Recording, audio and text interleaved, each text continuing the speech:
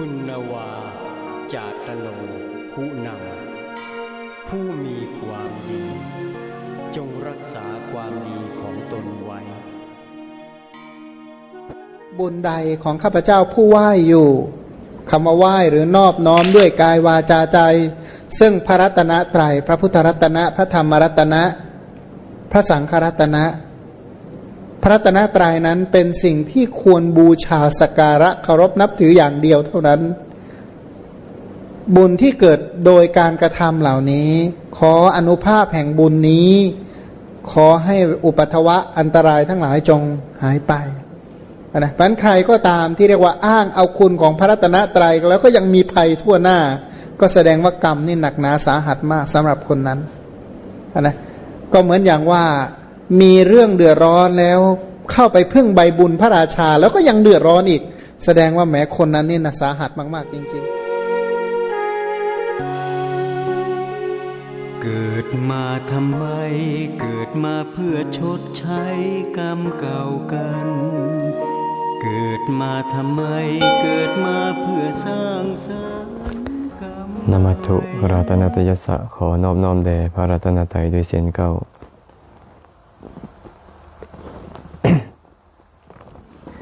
มื้อนี้ก็ยังพอมีเวลาเนาะก็บ่ได้มาร่วมสนทนาหลายมื้อเติบนะมื้อนี้ก็จะมาร่วมกันสนทนาปราศัยธรรมะนำกันเจริญพรแม่ออกเตาอาจารย์เตาความงามเนาะการนมัสการพระอาจารย์ด้วยความเคารพสาธุสาธุสาธุได้ยินเสียงแจ้งกันหน่อยเจริญพรสาธุเด้อแม่ฟ้าดีเพชรไทยสาธุญาติโยมที่เข้ามาแล้วโยมหวังบ่ก็จะเริ่มเนาะเข้ามาแล้วก็ซอยคอมเมนต์ซอยแชร์ไปเป็นธรรมทานเด้หากท่านใดมีคำถามอันใดอันหนึ่งก็สามารถคอมเมนต์เข้ามาร่วมกันสนทนาถามตอบกันได้ถ้าคำถามใดสามารถที่จะตอบได้มีคำตอบก็จะนำคำตอบมาบอกสู่ฟังหากคำถามใดคำตอบยังบ่ชัดเจนก็จะยังบ่ทันได้ตอบจะหาคำตอบมาตอบให้ใหม่ในภายหลังเนาะโยมไม่ออกน้อยวันวิไลเสียงชัดเจนดีขน้อยสาธุสาธุโยมนิดสอนเสียงแจ้งดีขน้อยเจริญพรสาธุโยมปูนาญาติธรรมทางอำเภอนาวานะกินนรีสาธุน้อมกับพระอาจารย์แซบ เพิ่นเอิ้นชื่อบ่ที่จะเทื่อนี่นะอาจารย์แซบเพิ่น อาจารย์แซมเนาะอาจารย์แซม ญาติโยมท่านใดเข้ามาแล้วก็คอมเมนต์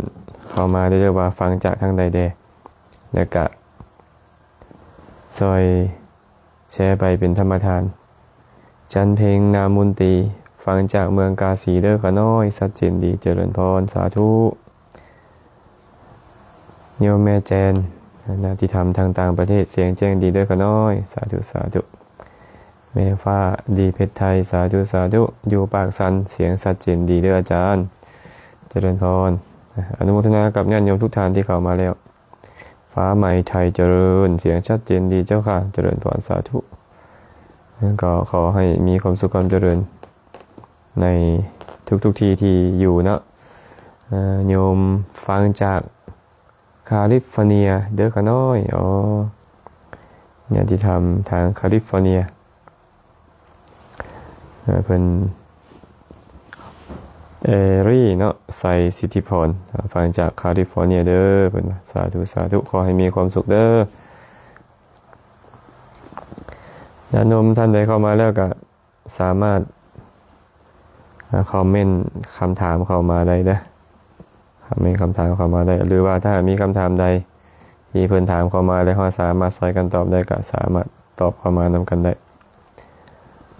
โยมต้อมเนาะเสียงแจ้งดีฟังจากท่าแขกคำมวลสาธุวีระเพ็ญพุทธาเสียงดังฟังชัดฟังอยู่จังหวัดนครพนมค่ะสาธุทรเพียสาขา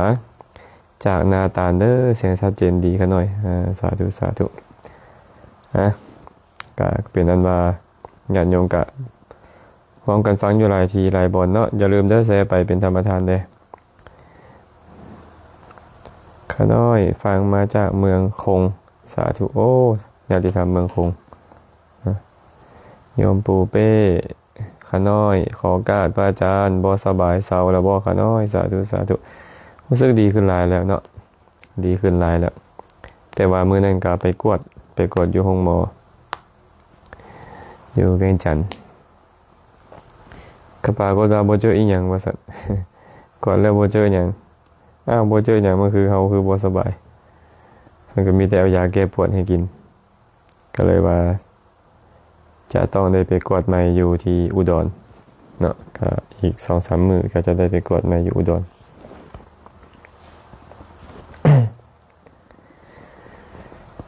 โยมแป้งฟังจาก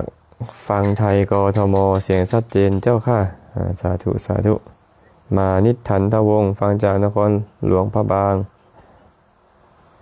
นครหลวงขออภัยฟังจากนครหลวงอาจารย์สาธุสาธุแม่แสงอยู่ดีญาติธรรมทางเมืองท่าพระบาทเนาะทางเมืองท่าพระบาทบ้านปากถวยขันติปารมีพระอาจารย์ขอถามเดการจำพรรษาพระจำในกุฏิหนึ่งได้จักองค์ขน้อยเพิ่งคำถามเข้ามาแล้วก็ต่อให้เพิ่นเลยเนาะเนื่องจากว่าปัจจุบันนี้ก็ใกล้เทศกาลเข้าพรรษาแล้วนะก็ครูบาอาจารย์หลายที่หลายบอนก็จะเตรียมโตวเข้าอยู่จำพรรษาเหลือเวลาอีกประมาณเดือนกว่าๆเพิ่นก็เลยถามมาว่าจำพรรษาในกุฏิหนึ่งได้จักองค์ขน้อยความจริงแล้วการจำพรรษานี่นะเพิ่นบ่ได้มีจำกัดไว้เนาะว่าต้องจำจักองค์หากว่าพระหลายมีกุฏิหลายก็ให้จำองค์ละกุฏไปเลยหากว่ากุฏิหลายพระน้อยก็ให้ถือจำอยู่องค์ละหลายกุฏิได้เป็นโซนเลยเอาสมมุติกุฏิมี12หลังมีพระอยู่ในวัดแต่4องค์ทั้ง4องค์นั้นก็แบ่งกันถือจำองค์ละ3หลังไปเลยเนาะให้แบบนี้แต่ถ้าหากว่ากุฏิน้อยพระหลายก็ให้จำกุฏิหนึ่งหลายองค์ได้หากว่าเป็นกุฏิกว้างใหญ่พระกหลายนำให้ถืออยู่จำพอให้ได้เตียงหนึ่งคำว่าเตียงหนึ่งก็ประมาณเมตรหนึ่งกว้าง2 ศอกยาวประมาณ4 ศอกนี่ให้ถือประมาณนี้ให้สามารถนอนได้เนาะฉะนั้นการจำพรรษาของพระเจ้าประสงค์จึงบ่มีจำกัดว่ากุฏิหนึ่งให้พักได้จักองค์แล้วแต่ว่าจำนวนพระภิกขุมีเท่าใดจำนวนกุฏิมีให้จำเท่าใดนะประมาณนี้เนาะฉะนั้นเนาะครูบาอาจารย์ก็สามารถจำหลายองค์ได้เขาเลยสามารถจำหลายองค์ได้แต่กุฏิที่จำนั่นก็ต้องมีประตูมีอย่างจบดีเนาะจึงจะสามารถจำได้โยมนิดสอนเมื่อวานนี้ก็น้อยดีใจหลายได้ฟังธรรมจากพระอาจารย์แสดงธรรมที่เฮือนเมวันเพ็ง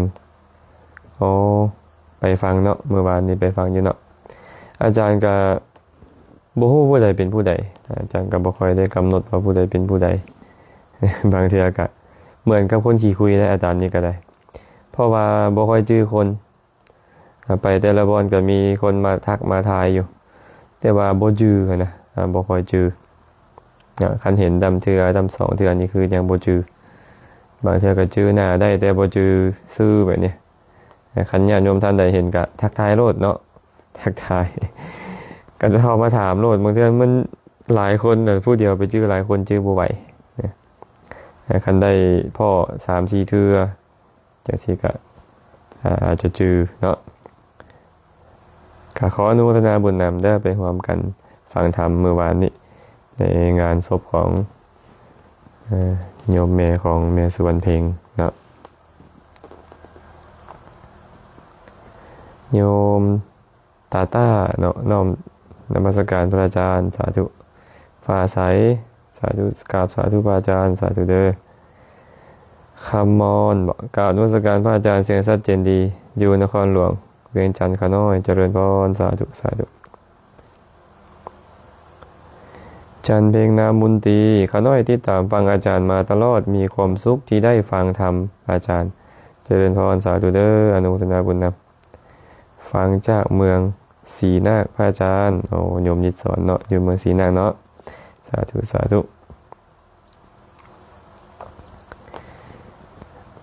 น้อยทาวรน้อมนมัสการพระอาจารย์สาธุเด้ออย่าลืมเด้อผู้ใดเข้ามาแล้วก็แชร์ไปเป็นธรรมทานเด้อผู้ใดมีคำถามอันใดก็ถามเข้ามาได้โยมแอรี่ไซสิทธิพร อยากถามพระอาจารย์เกี่ยวกับยอดมุกเวลาคนตายต้องได้เห็ดยอดมุกบ่คะน้อยหรือบ่เห็ดก็ได้และยอดมุกมีความสำคัญแนวใดความจริงแล้วเนาะประเพณีที่เพิ่นเฮ็ดมาก็หลายๆอันที่บ่มีปรากฏในพระไตรปิฎกหลายๆอันก็มีในพระไตรปิฎกให้เฮาได้ศึกษาให้ได้ประพฤติปฏิบัตินะสำหรับเรื่องยอดมุก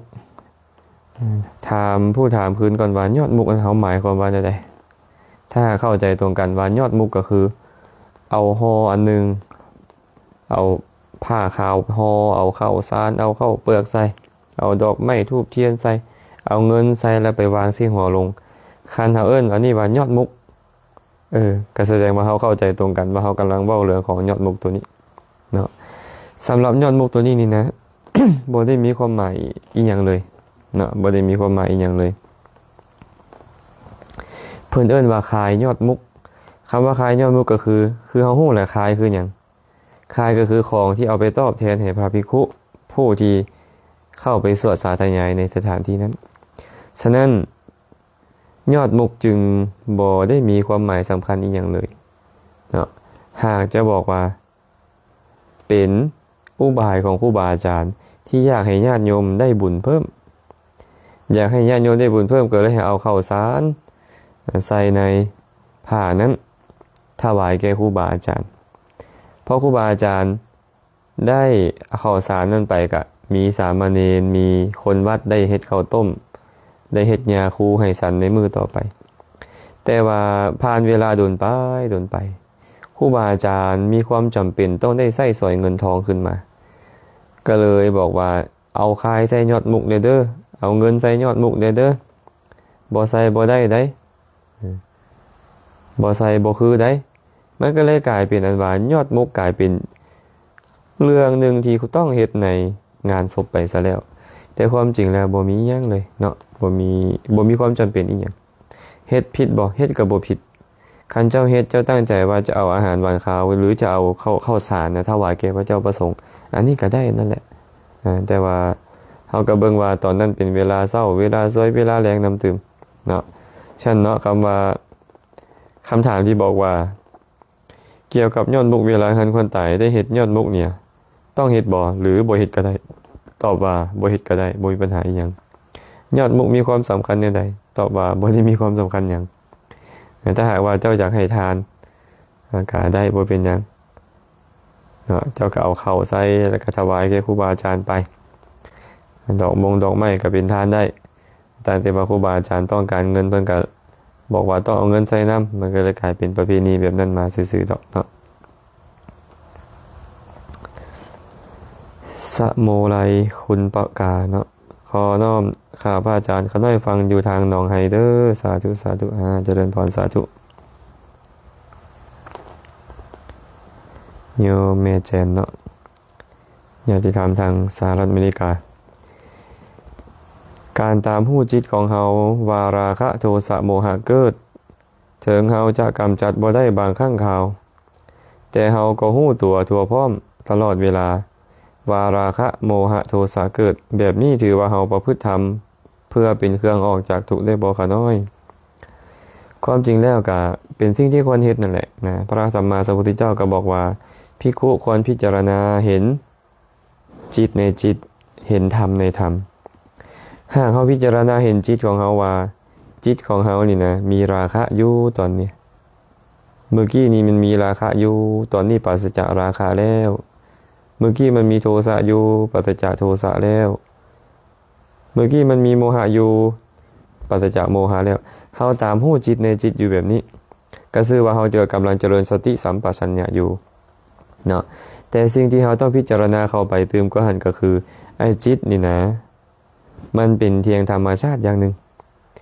ที่เกิดขึ้นตั้งอยู่และแตกดับไปเป็นธรรมดามันอาศัยยังเกิดขึ้น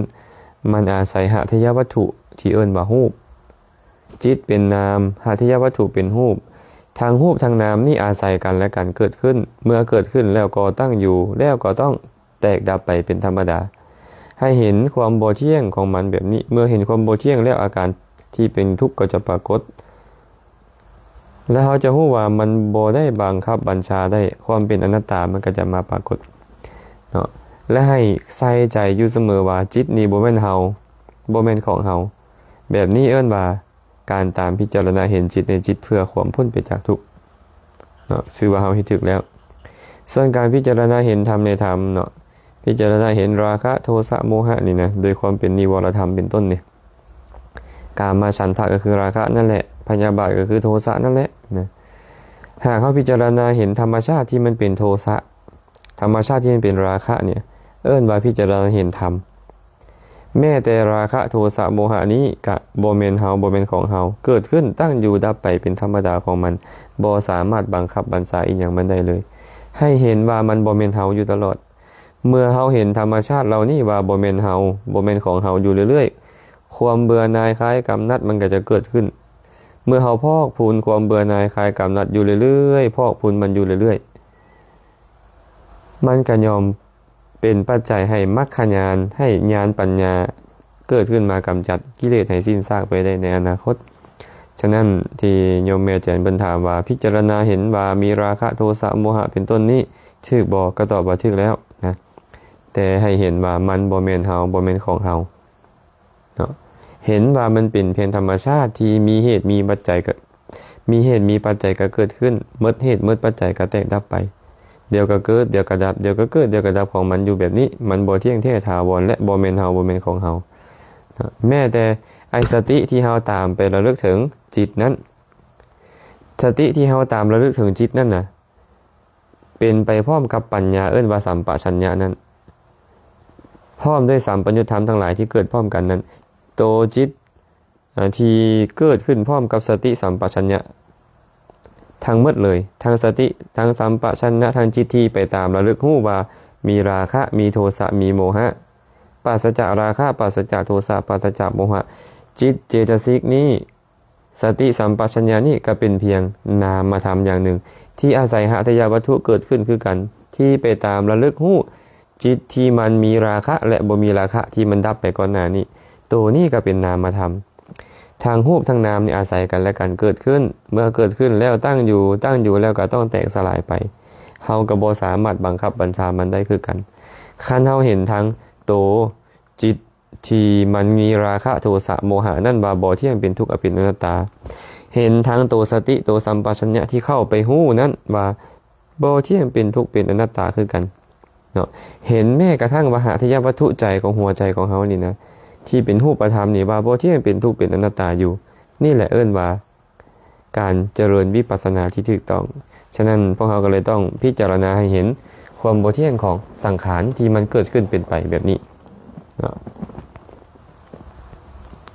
อนุโมทนานำคำถามเด้ออนุสิทธิ์ TMV น้อมนมัสการพระอาจารย์ซื้อรถใหม่สำคัญบ่ต้องสูตรต้องเจิม เพิ่นบอกว่าซื้อรถใหม่สำคัญบ่ต้องสูตรต้องเจิมนี่นะบ่สูตรบ่เจิมได้บ่คันเฮาใส่ใจเป็นสูตรดีคันเฮาใส่ใจบ่เป็นสูตรมันก็บ่มีประโยชน์หยังเนาะใส่ใจเป็นหมายถึงว่าจังได๋ให้เพิ่นสูตรน่ะสูตรอีหยังเพิ่นสูตรน่ะสูตรมงคลอาเสวนาจะบาลานังปันดิตานันจะเสวนาปูชาจะปูชนียานังเอตมังคารมุตตมังสูตรพุทธพจน์สูตรธรรมะคำสอนให้เฮาฟังต่างแต่ว่าเป็นภาษาบาลีหากเฮาได้รถใหม่มาเฮาเอาไปหาเพิ่นให้เพิ่นสู้สาธยายให้เฮาฟังนั่นก็ดีเพราะว่าฟังธรรมมันเป็นสิ่งที่ดีฟังสาธยายมันเป็นสิ่งที่ดีเนาะ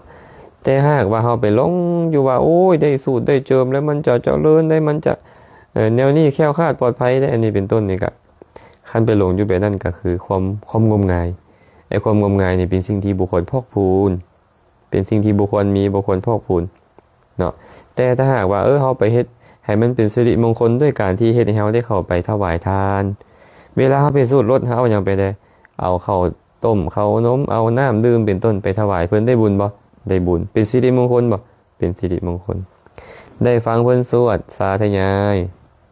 เป็นสิริมงคลบ่ก็เป็นสิริมงคลแล้วฟังคำสอนของพระพุทธเจ้าฟังพุทธพจน์แม่นบ่เนาะแต่ครูบาอาจารย์บางองค์เพิ่นอาจจะเทศให้ฟังพร้อมบัดนี้หลังจากสูตรแล้วเพิ่นก็จะเทศให้ฟังอาเสวนาจะพาลานังปันติตานันจะเสวนาปูชาจะปูชนียานังเอตามังคละมุตตมังคาถานี่ที่สูตรให้ฟังนี่แปลว่าแนวนี้เด้อมีความหมายแนวนี้เด้อการบ่คบคนพาลเป็นมงคลเด้อการคบบัณฑิตเป็นมงคลการบูชาทานที่ควรบูชาเป็นมงคลเป็นต้นเพิ่นก็เทศให้เราฟังดีบ่อย่างนี้ควรเฮ็ดบ่ควรเนาะควรเฮ็ดฉะนั้นเนาะที่เพิ่นถามมาว่าซื้อรถใหม่นี่สำคัญบ่ต้องสูตรคันอยากได้บุญก็เข้าใจแล้วอยากได้บุญก็สูตรได้เนาะแต่ถามว่าบ่สูตรเป็นหยังบ่อาจารย์บ่เป็นหยังก็บ่เป็นหยังเจ้าก็คือบ่ได้ฟังปริตะมงคลจากครูบาอาจารย์เท่านั้นแหละบ่แม่นว่าต้องเฮ็ดแล้วบ่ได้หมายความว่าบ่เฮ็ดละเฮ็ดบ่ได้บ่แม่นจังซั่นเนาะอันนี้ก็ตอบให้เพิ่นแบบนี้เด้อก็อยู่ที่เฮาใส่ใจเนาะโยมแก้วมณีพรจันทวงศ์ได้เห็นตัวจริงพระอาจารย์ตอนไปธุดงค์แต่ได้ติดตามฟังธรรมะมาตลอดเจริญพรสาธุเด้ออนุโมทนาบุญนำญาติโยมเพิ่นเนาะโตพอดน้อมกราบนมัสการพระอาจารย์สาธุ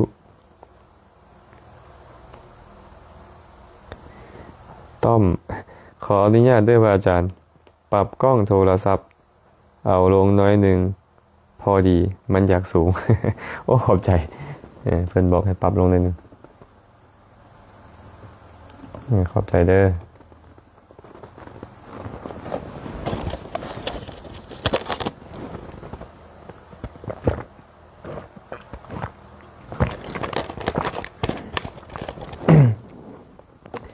ผู้ใดอยากติชมแบบใดก็สามารถที่จะติชมมาได้เด้อ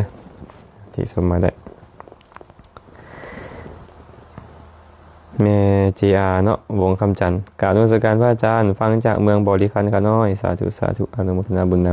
ำเข้ามาแล้วก็อย่าลืมเนาะอย่าลืมแชร์ไปเป็นธรรมทานแล้วก็ผู้ใดมีคำถามอันใดที่เราพอจะสนทนากันได้ก็สามารถถามเข้ามาได้เด้อ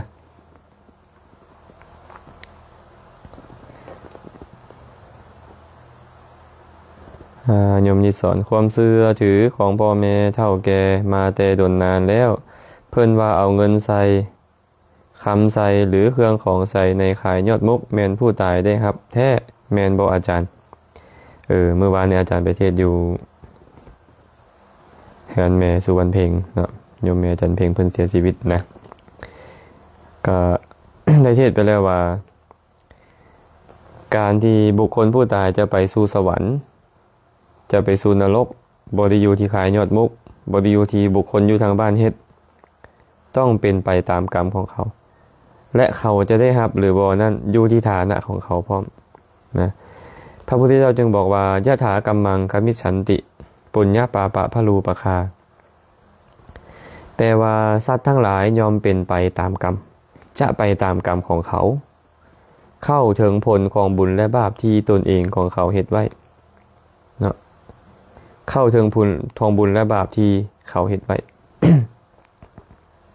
อันนี้หมายความว่าจังได๋เนาะหมายความว่าเขาต้องเฮ็ดกรรมนั่นเองแล้วเขาจะไปตามกรรมของเขาจะไปสู่นรกก็เป็นเพราะกรรมชั่วที่เขาเฮ็ดจะไปสวรรค์ก็เป็นเพราะกรรมดีที่เขาเฮ็ดบ่ได้อยู่ที่เฮาและเมื่อเขาตายไปแล้วหากเขาโศกให้ไปเกิดในเปรตวิสัยหากเขาไปเกิดในเปรตวิสัยแล้วญาติธรรมหรือญาติพี่น้องอยู่เป็นมนุษย์นี้ถวายทานอย่างใดอย่างหนึ่งอุทิศส่วนกุศลให้เขาได้ร่วมอนุโมทนาเขาจึงจะได้บริโภคผลของทานนั้น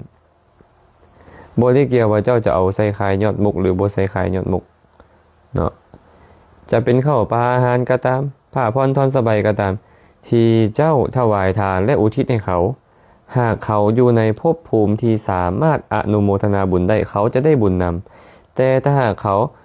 ไปเกิดเป็นเพศได้อนุโมทนาเขาจะได้บริโภคผลของทานนั้นหากเขาไปเกิดในนรกไปเกิดในกำเนิดของนรกเขาจะหมดโอกาสบริหารอีกอย่างเลยนะอันนี้ก็บอกให้ฟังแบบนี้เนาะบ่เกี่ยวดอกว่าเจ้าจะเอาคายยอดมุกลายปันใดก็ตามมันบ่ได้เป็นเหตุของการเข้าถึงสุคติโลกสวรรค์ของผู้ตายเนาะและก็บ่แม่นเหตุว่าเจ้าใส่คายยอดมุกและเขาจะได้รับบ่แม่นเขาต้องอยู่ในฐานะที่รับได้แล้วรับรู้ได้อนุโมทนาเขาจึงจะสามารถได้รับผลทานที่เจ้าได้เฮ็ดเนาะผลทานนั่นจะเป็นยอดมุกจะเป็นบ้างจะเป็นข้าวน้ำซ้ำปลาจะเป็นผ้าพรทอนสบายอีหยังแม่นทั้งหมดบ่ได้เกี่ยวว่าต้องเป็นยอดมุกนะอันนี้ก็ตอบไปแบบนี้เนาะ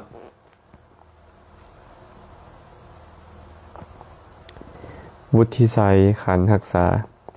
พระอาจารย์ข้าน้อยขอถามแน่เมื่อเฮาไหว้พระสวดมนต์จบแล้วเฮามาไหว้พระคาถาที่พระอาจารย์แต่งขึ้นสิเป็นหยังบ่ไหว้ตอนท้ายนี่มันก็ได้อยู่บ่ข้าน้อยมันก็บ่เป็นหยังเนาะก็บ่เป็นหยังดอกไหว้พระสวดมนต์แล้วระลึกถึงคุณพระรัตนตรัยแล้วเจ้าจะไหว้คาถาที่ครูบาอาจารย์เขาแต่งขึ้นอันนั้นก็บ่เป็นหยังก็บ่ได้เกี่ยวหยังกันนะได้อยู่เนาะบ่เป็นหยังเด้อบันอุทธรพระอาจารย์ข้าน้อยขอถามแน่เป็นหยังเวลาคนเฮาตายแล้วจะเลือกวันทรงสการเป็นหยังเนาะเวลาคนตายแล้วนี่นะจึงมีประเพณีว่าต้องเลือกมื้อเลือกเว้นได้ห้ามข้ามเดือนห้ามข้ามมื้อนี่ดีมื้อนั่นบ่ดีอันนี้ก็เป็นเรื่องของการเชื่อถือมงคลตื่นข่าวในพุทธศาสนาบ่เคยมีการเว้าเรื่องแบบนี้ไว้เลยโดยประการทั้งปวงเนาะหลังจากตายแล้วจะเอาไปป่าจะเอาไปเผามื้อใดได้หมดเอาไปโยนทิ่มซื่อๆกันอย่างใดก็บ่ได้ผิดอีหยังเนาะฉะนั้นการถือฤกษ์งามยามดีนี่นะเป็นเรื่องราวของศาสนาพราหมณ์เรื่องราวของศาสนาผีบ่ได้เกี่ยวกับศาสนาพุทธแต่ต้องเข้าใจว่าศาสนาพุทธอยู่ลาวนี่นะเกิดขึ้นมาในยุคที่ศาสนาผีมีกำลังศาสนาพราหมณ์มีกำลังเมื่อศาสนาผีมีกำลังศาสนาพราหมณ์มีกำลังถึงพุทธจะเกิดขึ้นมาในท่ามกลางสิ่งเหล่านี้แวกสิ่งเหล่านี้ออกไปแต่ก็บ่น้อยที่สิ่งที่นำมาบอกกล่าวใหม่เนี่ยมันไปทวนกระแสสิ่งที่เคยเชื่อถือเก่าเนี่ยบ่ได้นะบางอย่างนี่เขาเชื่อเข้ากระดูกดำแล้วบางคนเนี่ยจะเอาสิ่งใหม่ๆเข้าไปให้เขาบ่รับเนาะเอาสิ่งใหม่ๆเข้าไปเขาบ่รับเพราะเขาคิดว่าสิ่งที่เขาเข้าใจมานี่มันถูกต้องแล้วมันควรแล้วมันเหมาะแล้วสิ่งที่ดีปานใดเอาเข้าไปใหม่เมื่อเขายึดถือไปนั่นแล้วก็เอาออกบ่ได้อันนี้คือกัน เมื่อเขาถือเรื่องผีเรื่องสางมาโดนนานแล้วนะถือเรื่องพราหมณ์เลิกงามยามดีมาโดนนานแล้วก็เลยมีการเรื่องมื้อเลิกเว้นต้องเอาออกทิศนี้เอาออกทิศนั่นต้องไปโยนใครหาบ่อนเผาบ่อนวางศพอีกอย่างต่างๆต้องเอามื้อเอาเว้นออกไปก็ขอให้เข้าใจว่าเรื่องราวเหล่านี้เป็นเรื่องราวของศาสนาผีเรื่องราวของศาสนาพราหมณ์บ่ได้เกี่ยวกับพุทธศาสนาแต่คือว่านั่นแหละพุทธอยู่ลาวเฮานี่นะเป็นพุทธที่ดึงเอาศาสนาภายนอกเข้ามาหลายดึงเอาพราหมณ์เข้ามาดึงเอาผีเข้ามามันก็เลยเป็นเหตุให้พุทธนี่บ่เต็มที่เนาะอันนี้ก็เว้าตามความเป็นจริงแบบนี้เด้อโยมแสงดาวข้าน้อยขอน้อมกราบอนุโมทนาสาธุเจริญพรสาธุ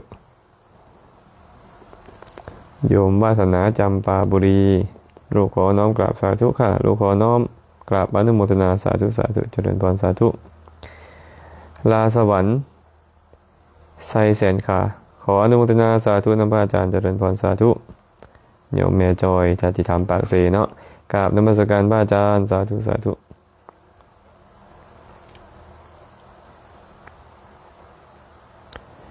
พระสุบรร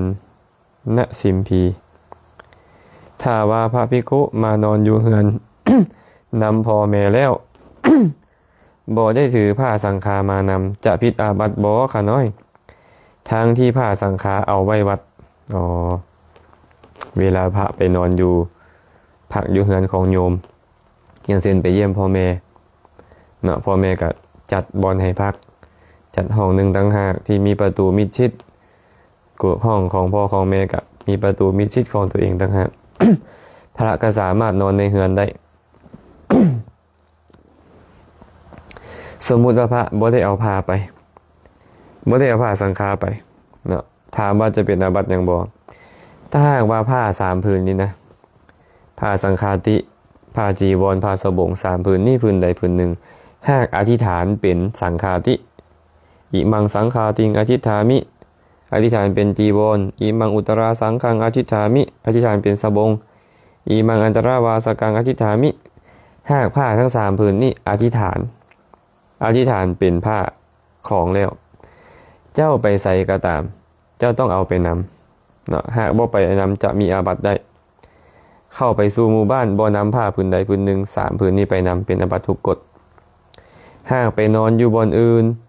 ไปแจ้งอยู่บนอื่นจากสถานที่ที่เก็บจีวรแจ้งอยู่บนอื่นเป็นอาบัตินิสสกิยปาจิตติเพราะอยู่ปราศจากไตรจีวรเนาะอยู่ปราศจากสบงก็ตามอยู่ปราศจากจีวรก็ตามอยู่ปราศจากสังฆาติก็ตามอย่างเช่นอาจารย์เองหากว่าอาจารย์เนี่ยอยู่กุฏินี้อยู่วัดนี่แหละอาจารย์อยู่กุฏินี่แล้วเอาผ้าสังฆานี่ไปกุฏินี้ใกล้สิแจ้งมาอาจารย์ก็ออกไปศาลาออกไปไหว้พระสวดมนต์อยู่พุ่นไหว้พระสวดมนต์อยู่พุ่นนั่งสมาธิอยู่ศาลาแจ้งอยู่ศาลาอาจารย์ก็จะเป็นอาบัตินิสสกิยปาจิตติเพราะบ่เอาจีวรไปนำนะจีวรเนี่ยอยู่นอกหัตถบาทอยู่นอกอุปจาระจนแจ้งขึ้นมานี่เอิ้นว่าอยู่ปราศจากไตรจีวรเนาะก็บ่จำเป็นต้องเว้าถึงว่าเจ้าไปนอนอยู่ในบ้านเจ้าไปนอนอยู่ในเรือนของโยมแต่เอาผ้าสังฆาติไว้วัด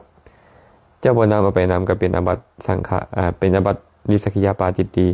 แต่ตรงอีกนัยยะหนึงบัดเนี่ยหากว่าถอนสังฆาตินั่นว่าอิมังสังฆาติงปัจจุทรามิแล้วค่อยไปอันนี้บ่เป็นอาบัติเนาะหรือว่าไปฮอดแล้วลืมสังฆาติอยู่วัดนึกถึงเลยเอตังสังฆาติงปัจจุทรามิข้าพเจ้าถอนผ้าสังฆาตินั่นผ้าสังฆาตินั่นก็เป็นผ้าอดิเรกไปบ่แม่นผ้าสังฆาแล้วเมื่อบ่แม่นสังฆาแล้วก็อยู่ปราศจากก็บ่เป็นอาบัติหยังหากเฮาเรียนรู้วินัยแล้วสิ่งที่เป็นอาบัติเฮาสามารถที่จะแก้ไขให้มันบ่เป็นอาบัติได้อันนี้เป็นอานิสงส์ของการเรียนวินัยเนาะหากว่ามีเวลาก็ขอนิมนต์ครูบาอาจารย์เด้อก็หน่อยไปซอก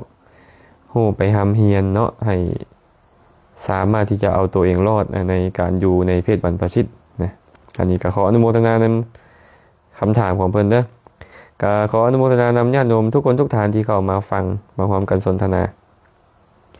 เนาะผู้ใดเข้ามาแล้วก็อย่าลืมแชร์ไปเป็นธรรมทานเด้อผู้ใดมีคำถามอันใดที่คิดว่าจะเป็นประโยชน์แก่ตนเองแก่ผู้อื่นก็สามารถถามเข้ามาได้จันเพ็งนามบุญตีอาจารย์ขอถามเดขึ้นเฮือนใหม่ต้องสูตรก่อนบ่เดือน8ก่อนพรรษาก็ขึ้นได้บ่อาจารย์ คืออาจารย์เว้านั่นแหละการถือเลิกษ์งามยามดีถือมือถือเบญเป็นลักษณะของศาสนาพราหมณ์ศาสนาผีบ่ได้เป็นลักษณะของพุทธศาสนาพุทธศาสนานี่นะบ่ได้ถือเลิกษ์งามยามดีเลิกษ์งามยามดีคืออย่างไรพระพุทธเจ้าบอกว่าภิกษุทั้งหลายเวลาเศร้าก็ตามเวลาสวยก็ตามเวลาแรงก็ตามหากบุคคลสามารถประพฤติสุจริตด้วยกายวาจาใจได้เวลาเศร้านั่นก็เป็นเวลาดีมงคลดีหุ่งสร้างดีของเขาเวลาสวยเวลาแรงนั่นก็เป็นเลิกษ์งามยามดีหุ่งสร้างดีมงคลดีของเขาหากเขาสามารถเฮ็ดกุศลคุณงามความดีได้เขาเฮ็ดใจให้เป็นบุญได้เว้าสิ่งที่ดีได้เฮ็ดสิ่งที่ดีได้ในเวลาใดเวลานั้นเป็นเลิกษ์งามยามดีของเขาบ่มีมือมีเวรอีหยังนะพระพุทธเจ้าจึงกระตัดไว้ในคัมภีร์คุตตกนิกายชาดกพระองค์บอกว่านักขัดตังปฏิมาเนนตังอัตโถภาลังอุปัจจคาอัตโถอัตถัสสะนักขัดตังกิงกลิสันติตารกาแปลว่าประโยชน์ยอมลวงเลย บุคคลผู้เป็นคนพาลผู้โง่เขาผู้มัวเมาแต่เลิกงามยามดีประโยชน์นั่นแหละเป็นเลิกงามยามดีของประโยชน์ดวงดาวมันสิมีประโยชน์อย่างเพิ่นว่าคนพาลผู้โง่เขานี่นะ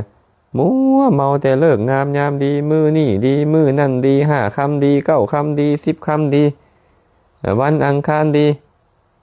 วันเสาร์ดีเลิกงามยามดีนี่มัวเมาเหลือเกินพระพุทธเจ้าเลยบอกว่านักขัดตังปฏิมาเนนตังอัตโธพาลังอุปัชฌาคประโยชน์มันสิล่วงเลยเจ้าเด้อหากเจ้าเป็นคนพาลผู้โง่เขาอยู่นี่นะ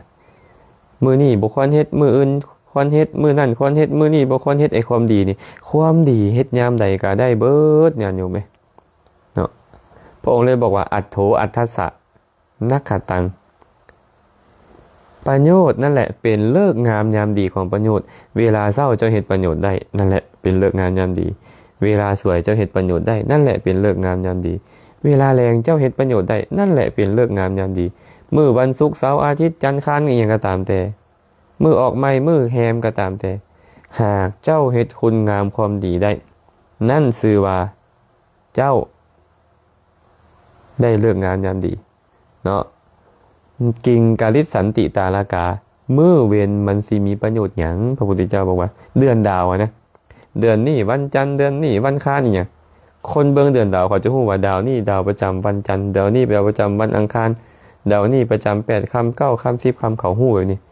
พระองค์เลยบอกกิงกาลิสันติตาลากาดวงดาวเมื่อเว้นนั้นมันสิมีประโยชน์หยังเพราะฉะนั้นคำถามที่ถามว่าขึ้นเฮือนใหม่ต้องสูตรก่อนบ่เดือน8ก่อนเข้าพรรษานี่เนี่ยขึ้นเฮือนใหม่ได้บ่ก็บอกว่าขึ้นได้จะสูตรหรือบ่สูตรก็ได้เบิดนะ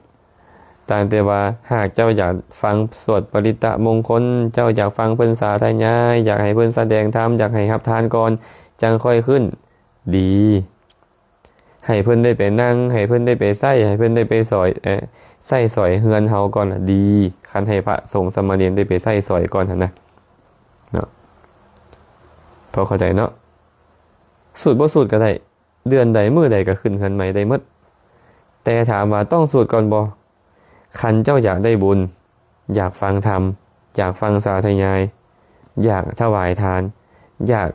สมาทานศีลอยากให้ครูบาอาจารย์ไปใส่สอยเฮือนนั่นให้เป็นมงคลก่อนเจ้ากะ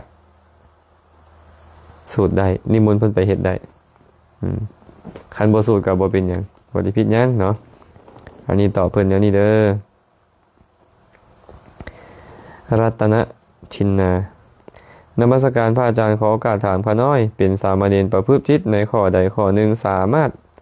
ขอสมาทานศีลด้วยตนเองได้บ่ข้าน้อยสามเณรนี่นะเนาะบ่สามารถสมาทานศีลด้วยตัวเองได้บุคคลใดบุคคลหนึ่งก็ตามมีความประสงค์อยากเป็นสามเณรเจ้าผ้ามานุ่งเองบ่ได้จะสมาทานศีลเองบ่ได้ต้องได้ผ้าจากอุปัชฌาย์เท่านั้น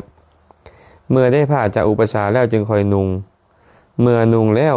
เปล่งคำถึงไตรสรณคมจากพระอาจารย์ผู้ให้ศีลอาจารย์ก็ต้องเว้าถึกสามเณรก็ต้องเว้าถึกอาจารย์ก็ต้องสวดถึกพร้อมว่าพุทธังสรณังคัจฉามิธัมมังสรณังคัจฉามิสังฆังสรณังคัจฉามิเว้าถึกอักขระฐานก่อนแบบนี้พร้อมแล้วบุคคลผู้มุ่งจะบรรพชาเป็นสามเณรนั่นก็ต้องออกเสียงให้ถูกพร้อมพุทธัง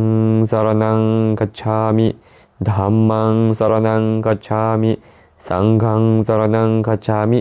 ทุติยัมปิตติยัมปิไปจบลงสำเร็จเป็นจั่วเนาะจะรับศีลหรือยังบ่รับศีลเป็นจั่วแล้วแต่ว่าให้รับศีลเพราะเหตุใดเพราะว่าการให้รับศีลเพื่อบอกให้เขาฮู้ว่าเจ้าต้องควรเว้นอีหยังปานาติปาตาเวรมณีอทินนาทานาเวรมณีไปก็บอกให้เขาฮู้ว่าจั่วต้องเว้นขาดอย่างใดแต่ถ้าหากว่าจั่วนี่นะหลังจากบวชแล้วศีล5ข้อขาดฆ่าสัตว์บ่ลักทรัพย์บ่ประพฤติผิดในกามบ่เว้าตัวบ่หรือดื่มน้ำเมาบ่5ข้อนี่ข้อใดข้อหนึ่งขาดสามเณรนั่นชื่อว่าขาดจากความเป็นสามเณรแล้วบ่มีภาวะความเป็นสามเณรเหลือแต่ผ้าบัดนี้เหลือแต่ผ้าห่มซื่อๆความเป็นสามเณรบ่มีแล้ว เจ้าไปฆ่ายุงตายเจ้าขาดจากความเป็นสามเณรเรียบร้อยบ่มีความเป็นสามเณรแล้วเจ้าไปลักของหมู่จะน้อยหรือหลายก็ตามขาดจากความเป็นสามเณรแล้วเจ้าไปห้อมเสพสังวาสกับผู้ใดผู้หนึ่งขาดจากความเป็นสามเณรเว้าตัวหมู่แม้แต่เว้าตัวหยอกเว้าตัวเล่นขาดจากความเป็นสามเณรเอาน้ำเมามาดื่มแม้แต่เล็กน้อยกลืนรวงลำคอลงไปขาดจากความเป็นสามเณรนะขาดจากความเป็นสามเณรแล้วบ่สามารถสมาทานศีลเองได้เจ้าต้องไปขอให้อาจารย์ให้ไตรสรณคมใหม่เฮามักเอิ้นว่าไปขอศีลแต่ความจริงบ่ได้ไปขอศีลไปขอไตรสรณคมขอถึงพระพุทธพระธรรมพระสงฆ์ใหม่เพราะว่าเจ้าขาดจากความเป็นสามเณรแล้วเนาะเรื่องนี้ค่อนข้างละเอียดแต่จะบ่อธิบายละเอียดปานใดเนาะก็เว้าแต่ให้ฟังว่า5ข้อแรกเจ้าต้องไปขอศีลใหม่ไปขอไตรสรณคมใหม่5ข้อหลังคือบริโภคเวลาวิการฟ้อนรำขับห้องดีสีดีเป้าทาเครื่องรูปไล่ของหอมนางนอนที่นั่งที่นอนสูงใหญ่หับเงินหับทองเจ้าต้องสละสิ่งเหล่านั้นแล้วไปขอทันตกรรมให้อุปชฌาย์อาจารย์ลงโทษให้สมควรแก่โทษเจ้าจึงจะพ้นจากโทษแบบนี้เป็นต้นแม้แต่การประพฤติข้อวัดบ่ได้บ่ประพฤติตามข้อวัดเฮ็ดผิดศีลของพระภิกขุที่เป็นโลกวัชชะข้อใดข้อหนึ่งก็คือกันเนาะคันเว้าไปหลายผู้ฟังอาจจะบ่เป็นพระเนรก็สิบ่เข้าใจก็เว้าสำนี้ก่อนเนาะอัมพรสิงห์เทพสุวรรณเอาเงินใส่บาตรผิดบ่อาจารย์ เอาเงินใส่บาตรผิดบ่อาจารย์ เพิ่นถามว่าเอาเงินใส่บาตรผิดบ่อาตมาอยากถามคืนว่าคำว่าผิดนี่เอาคำว่าผิดอีหยังก่อนหากว่าญาติโยมนี่ผิดศีลบ่ก็บอกว่าญาติโยมบ่มีศีลข้อใส่บาตรเอาเงินใส่บาตรแล้วผิดบ่มีเนาะต้องเข้าใจไปนี่ว่าพระสัมมาสัมพุทธเจ้าห้ามพระเนรบ่ให้รับเงินบ่ได้ห้ามญาติโยมถวายนะแต่ว่าถ้าหากญาติโยมฮู้อยู่ว่าการเอาเงินไปถวายพระนี่นะหากพระรับนี่พระจะเป็นอาบัติเมื่อพระเป็นอาบัติกุศลเฮาจะน้อยลงนำและถ้าหากว่าเฮาฮู้อยู่แก่ใจว่านี่เป็นธรรมะคำสอนที่พระองค์บัญญัติแต่งตั้งเปิดเผยเอาไว้แล้วเฮาก็บ่ได้สนเลยพยายามเฮ็ดอยู่แบบนี้เป็นปกติสุดท้ายแล้วคำสอนของพระสัมมาสัมพุทธเจ้าข้อนี้ก็จะเลือนลางหายไปเฮาก็อาจจะมีส่วนเฮ็ดให้ศาสนาอันตรธานแต่ว่าถามว่ามันผิดศีลข้อใดก็ตอบว่ามันบ่ได้ผิดศีลเนาะมันบ่ได้ผิดศีลถ้าหากว่าเฮาถวายพระเพิ่นก็จะปฏิเสธเองของเพิ่นเมื่อเพิ่นปฏิเสธเงินนั่นน่ะเมื่อเพิ่นปฏิเสธแล้วเพิ่นก็บ่ซื้อว่ารับหากมีญาติโยมมาบอกว่าขาน้อยสิเอาเงินนี่ไว้แล้วหาของมาถวายอาจารย์เองอันนั้นก็เป็นเรื่องของญาติโยมที่เขาจะได้บุญไปฉะนั้นเนาะก็ให้พวกเขาได้พิจารณาให้ดีกันแล้วกันนะ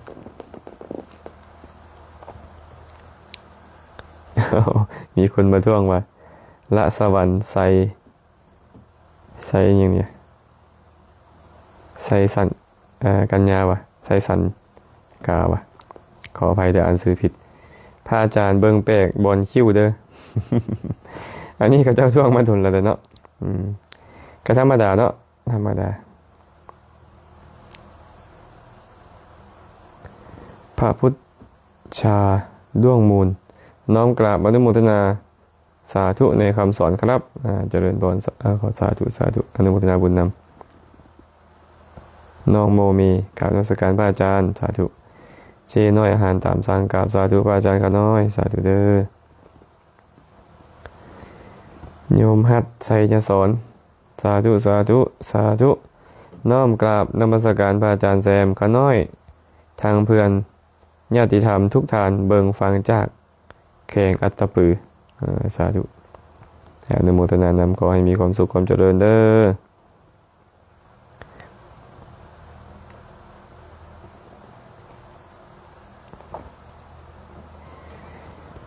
อิสวาสุสวาอิ ซื้อเพิ่นเนาะซื้อเฟซเพิ่นกะคักอยู่เลยนี่กราบนมัสการพระอาจารย์บทสวดมนต์เซนพระสูตรพระปริตรหรือพระคาถาต่างๆเมื่อเฮาสวดแล้วจะมีอานุภาพอะไรไหมครับโอ้บรรถามเป็นภาษาไทย กราบนมัสการพระอาจารย์บทสวดมนต์เช่นพระสูตรพระปริตรหรือพระคาถาต่างๆเมื่อเราสวดแล้วจะมีอานุภาพอะไรไหมครับ ความจริงแล้วเนาะพระปริตรอย่างที่เรารู้แหละพระปริตรก็คือปริตตะแปลว่าเครื่องป้องกันหรือเครื่องรักษานะเครื่องป้องกันหรือเครื่องรักษามีในพระสูตรเลยนะในพระปริตรเนี่ยในขันธปริตรเป็นต้นนะมีพระภิกษุรูปหนึ่งเข้าไปอยู่ป่าแล้วก็ถูกงูกัดตายเมื่อถูกงูกัดตายแล้วภิกษุจำนวนหนึ่งก็นำเรื่องราวนั้นไปกราบทูลพระพุทธเจ้าพระพุทธเจ้าก็บอกว่าภิกษุทั้งหลายเพราะเหตุที่ภิกษุรูปนี้เนี่ยไม่แผ่เมตตาให้กับพญางูนะคำว่าแผ่เมตตาให้กับพญางูแผ่ยังไงพระองค์ก็บอกว่าพญางูมีอยู่4ตระกูลนะก็เหมือนกับที่เราสวดกันฟังประจำวิรูปะเคหิเมเมตังเมตังอิราปะเทหิเมเมตังเมตังนั่นแหละนะแผ่เมตตาให้พญางูเนี่ยบางทีเราสวดสาธยายไปด้วยแผ่เมตตาไปด้วยอำนาจของพระปริตรมันก็มีอยู่โยมนะอำนาจของพระปริตรมันก็มีอยู่แม้แต่กรณียเมตตาสูตรเป็นต้นเทวดาก็ยังไม่ทำร้ายนะ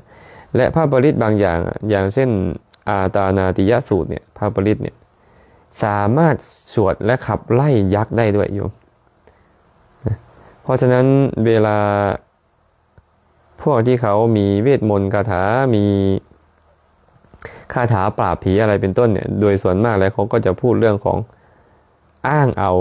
ท้าวเวสสวรรณเข้ามาเกี่ยวข้องเพราะว่าพวกยักษ์โดยส่วนมากที่มักจะไปสิงคนเนี่ยเป็นบริวารของท้าวเวสสวรรณในอาตานาติยสูตรเนี่ยท่านอธิบายไว้ว่าท้าวเวสสวรรณเนี่ยผูกคาถาไว้เพื่อให้พระภิกขุสงฆ์เนี่ยได้สาธยายเวลาที่มีมนุษย์เข้าสิงนะ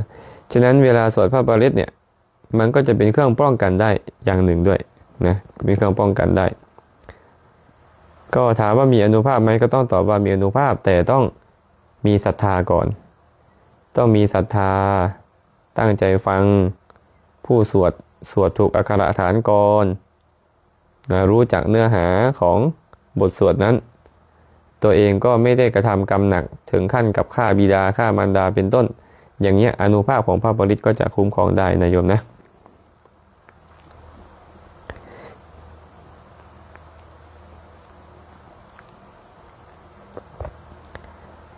พอนงคารนมัสการพระอาจารย์ขออนุโมทนาบุญนำทุกองค์ทุกฐานสาธุสาธุเจริญพรสาธุเด้อ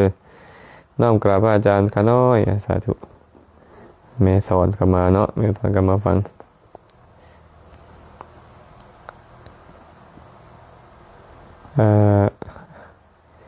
อ่านสื่อเพิ่นบอกเด้อแจ๋วอ่ะอาจารย์ขอคำอธิบายเกี่ยวกับการสูดทอดสูดหยัดแหน่ข้าน้อย สูดทอดสูดหยัดความจริงแล้วการสูดทอดสูดหยัดนี่นะก็เป็นเรื่องราวที่พิเศษนะที่ครูบาอาจารย์มาเฮ็ดพิเศษขึ้นมาในศาสนาพุทธก็บ่ได้มีเรื่องสูดทอดสูดหยัดแบบนี้โดยตรงแต่มีแต่การสวดถอนสวดทอดถอนสีมาเก่าและก็สวดยัตติสมมุติสีมาใหม่เพิ่นก็เลยมักเอิ้นว่าสวดถอนสวดหยัด ทีนี้เวลาที่ครูบาอาจารย์นี่นะคิดว่าญาติโยมนี่สิไปตั้งเฮือนตั้งศาลอยู่บ่อนใดนี่นะย่านไปตั้งทับศีลเก่าของพระศีลเก่าของพระนั่นนะก็อาจจะมีมนุษย์ไปสิงอยู่เพราะว่าศีลเก่าในสมัยก่อนเขามักเอาเงินเอาทองมักเอาเครื่องรางของขลังมักเอากุมารทองไปฝังไว้นำในใต้ศีลมันเวลาเฮาปอนบีศีลเป็นต้นนะก็อาจจะมีพวกมนุษย์อยู่หั่นคันว่าไปปลุกเฮือนใหม่ล่ะไปทับใส่บ่ทันอาจจะเป็นสิ่งที่บ่ดีย่านมนุษย์เขาบ่ฮักย่านมนุษย์เขาสั่งก็เลยนิมนต์ครูบาอาจารย์มาสวดถอนก่อนดูก็เลยเริ่มมีประเพณีคำว่าสวดถอนมาเนาะความจริงแล้วสวดถอนแท้ๆก็คือ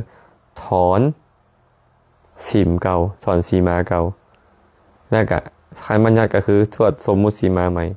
แต่อันนี้นี่คือสิแม่นไปสวดถอนอย่างเดียวแต่อาตมาเค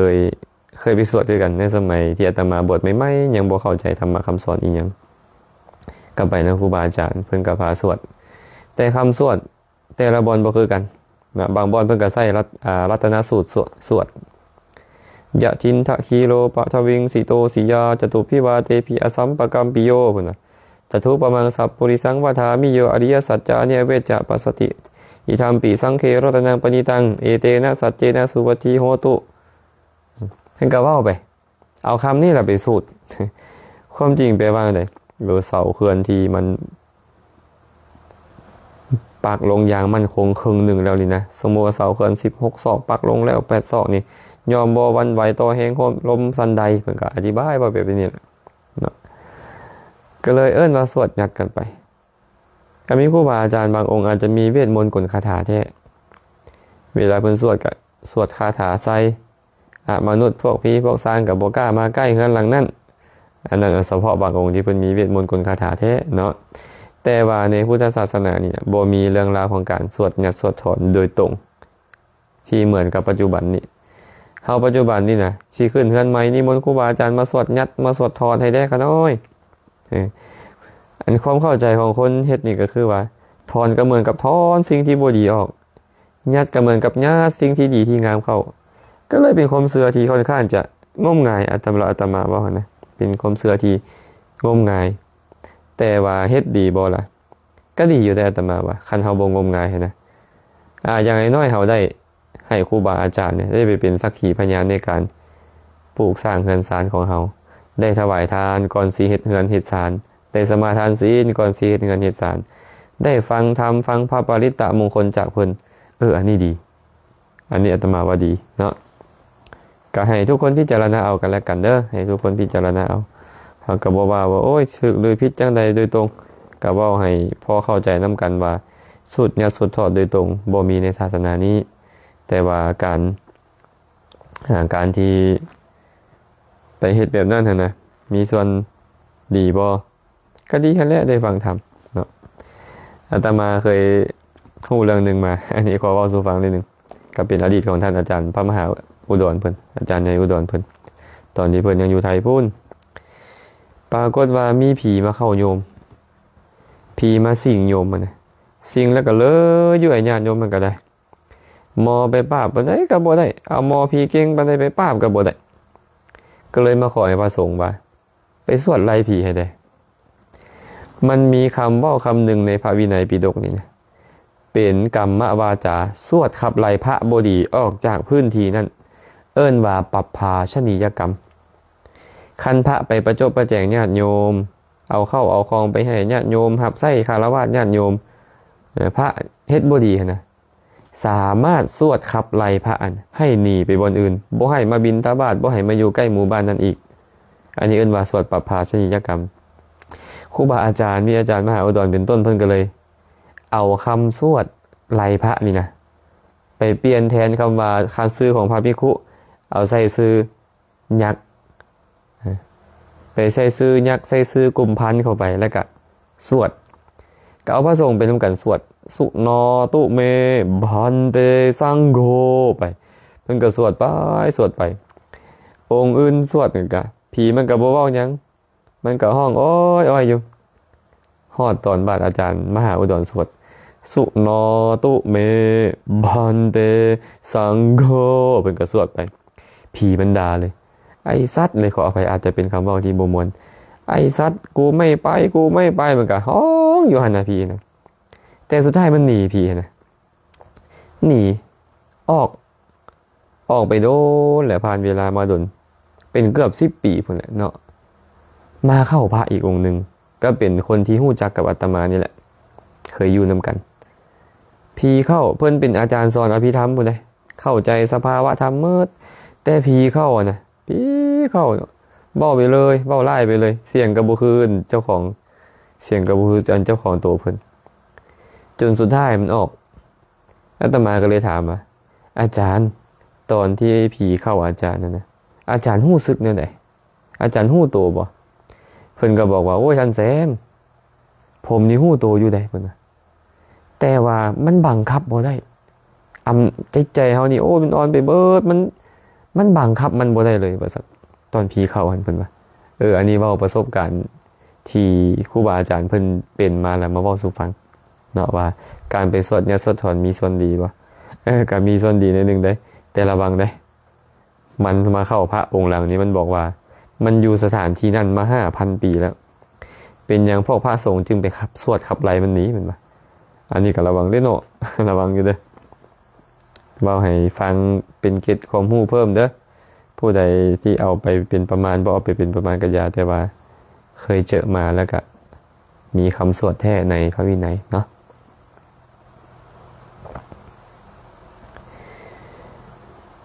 พัทลินประมาณพัทนลินใช่ไหมพัทนลินพิรมรักเนาะกราบนมัสการเจ้าค่ะ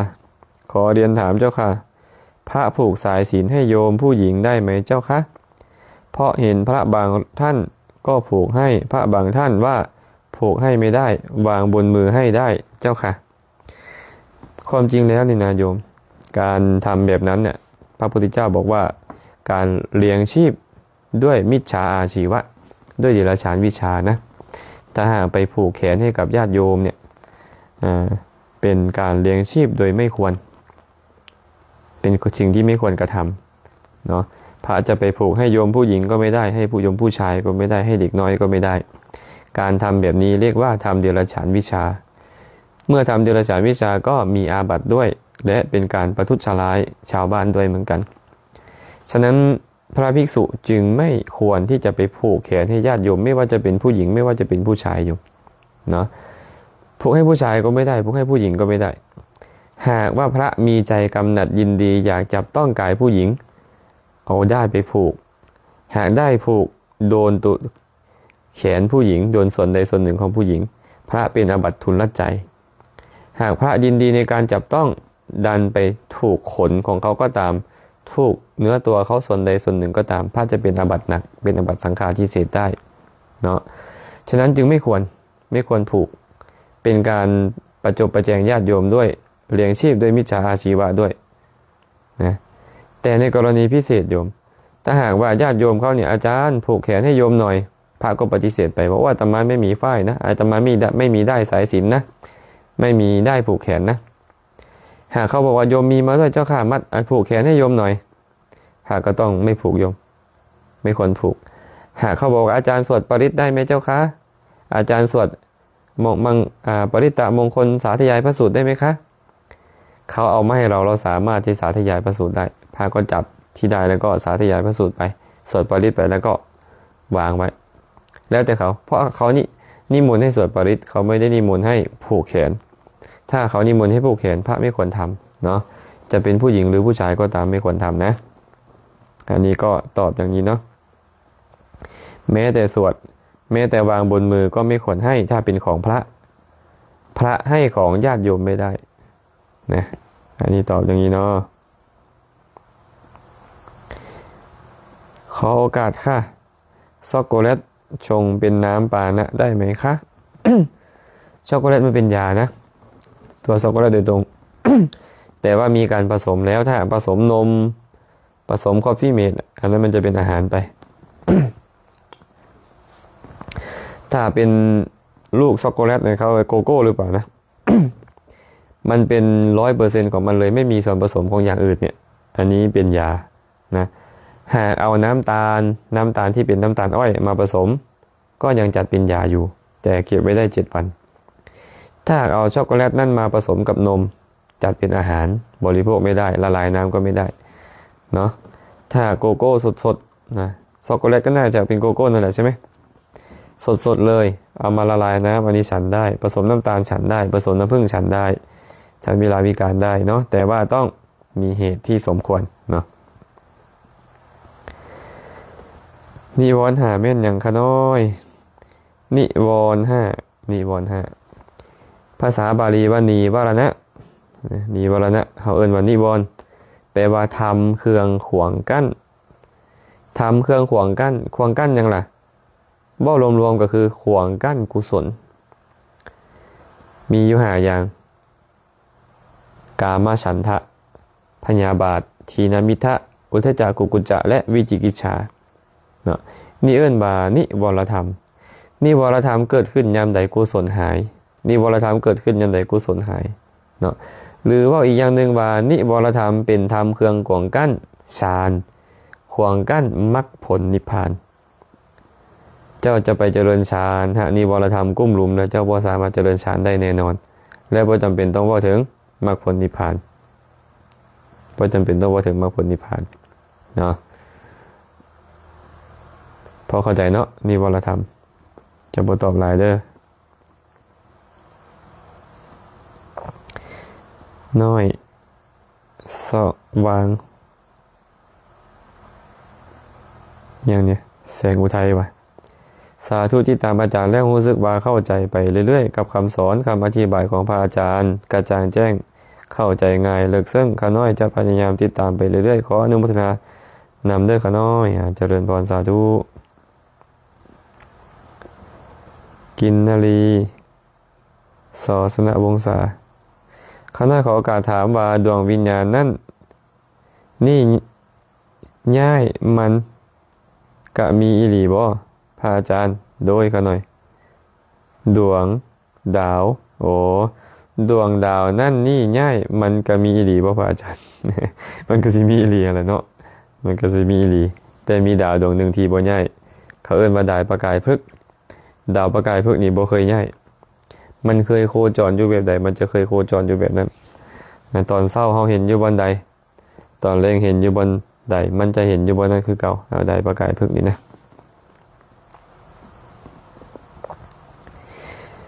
สมบูรณ์สิริพรนมัสการพระอาจารย์ขอถามอาจารย์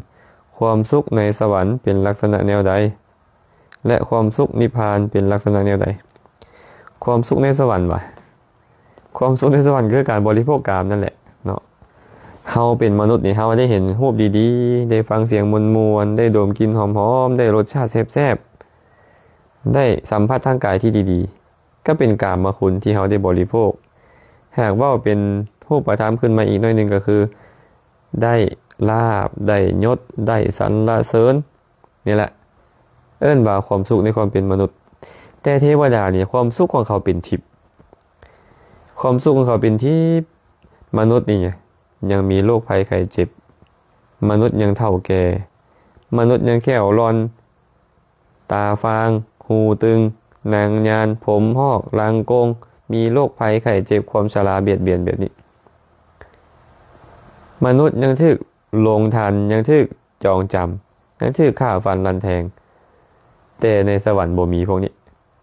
บ่มีการแก่เขียวบ่ฮักบ่ร้อนหนังบ่แหวบ่หยามตาบ่ฟ้าฟางผมบ่งอกหูบ่ตึงเนาะฮอดตายก็ตายเลยเทวดาเป็นแบบนี้และปรากฏว่าอายุเขายืนต่ำสุด9 ล้านปีสีที่เขาเห็นรูปที่เขาเห็นมีแต่รูปที่เป็นทิพย์งามเสียงที่เขาได้ฟังเป็นทิพย์รสชาติที่เขาได้บริโภคเป็นทิพย์กินที่เขาได้ดมเป็นทิพย์สัมผัสทางกายเป็นทิพย์ทั้งหมดเลยอายุวรรณะความสุขยศอธิปไตยเป็นสุขเป็นทิพย์ทั้งหมดฉะนั้นความสุขในเทวโลกนี่นะจึงยิ่งกว่ามนุษย์นี่เป็นล้านๆเท่าความสุขของเขามนุษย์ที่มีความสุขแล้วในโลกนี้นี่นะถึงจะมีความสุขปานใดก็ตามยังบ่ได้เสี้ยวที่ล้านของเทวดาเลยใช่เทวดาจึงมีความสุขแบบบริโภคกามอยู่อันนี้เทวดาสั้นกามอวจรเทวดาสั้นพรหมก็มีความสุขขึ้นไปอีกแบบหนึ่งบ่มีความโกรธแล้วเทวดาสั้นกามอวจรยังโกรธได้ยังโกรธผู้นี้ยังเคืองผู้นั่นบ่พอใจผู้นี้บ่พอใจผู้นั้นยังทุกข์อยู่แต่เทวดาสั้นพรหมบ่ทุกข์แล้วเพราะบ่โกรธไผนะแต่ว่าความสุขในนิพพานบัดนี้ความสุขในนิพพานนี่หมายความว่าบ่มีการเกิดนิพพานบ่มีที่อายุบ่มีที่อาศัยนิพพานบ่แม่นที่อยู่บ่แม่นที่อาศัยของผู้ใดเลยพระพุทธเจ้าตรัสกับพระพาหิยะเห็นบ่ธาตุดินธาตุน้ำธาตุลมธาตุไฟบ่ยังลงในธรรมธาตุใดแสงสว่างของดวงดาวบ่มีแสงพระจันทร์บ่ปรากฏแสงสว่างพระอาทิตย์ก็บ่มีความมืดก็บ่มีความแจ้งบ่มีความมืดบ่มีดาวบ่มีเดือนบ่มีพระอาทิตย์บุคคลเข้าถึง นิพพานนั่นได้ด้วยปัญญาเมื่อเข้าถึงนิพพานแล้วจะละได้ทั้งสุขละได้ทั้งทุกข์ละได้ทั้งนามละได้ทั้งรูปละได้หมดเลยก็หมายความว่ามันบ่มีสถานที่อยู่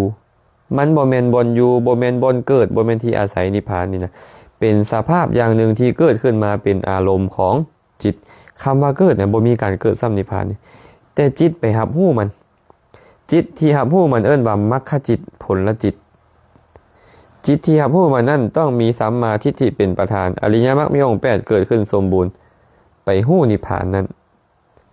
เมื่อรู้นิพพานและกิเลสหายนี่เอิ้นว่านิพพานเกิดขึ้นความจริงแล้วนิพพานบ่มีการเกิดบ่หาได้ซื่อว่าเกิดฉะนั้นความสุขในนิพพานบ่แม่นการไปอยู่นิพพานเป็นอารมณ์ของจิตรู้แจ้งนิพพานแล้วกิเลสหายเมื่อกิเลสหายก็สุขขึ้นความทุกข์มันน้อยลงความทุกข์ที่เกิดเพราะการเห็นผิดเพราะการลังเลสงสัยเป็นต้นหายความสุขที่เกิดขึ้นเพราะความโกรธความโลภความหลงหายเมื่อบ่มีความโกรธความโลภความหลงแล้วมันบ่ทุกข์สภาพของนิพพานจึงเป็นแบบนั้นอย่าไปเข้าใจว่าจะต้องไปเกิดในนิพพานบ่มีผู้ใดเข้าใจว่านิพพานเป็นสถานที่เกิดผู้นั้นเห็นผิดเป็นมิจฉาทิฏฐิเนาะอันนี้ก็ตอบแบบนี้เด้อ